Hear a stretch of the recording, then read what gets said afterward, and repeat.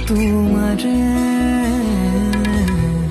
ভাগৰুৱা পৰাণে কিনো ছবি আঁকিছে গোপনে উকাৰিয়াতে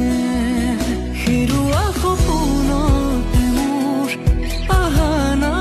তুমি দুচকুতে আঁকি ললো মই তোমাৰে ছবি দৰদী প্ৰেমেৰে সজোৱা কাহিনী এটি হেঙুলি আকাশৰ সীমনা তুমি ৰদালি সপোনত তুমি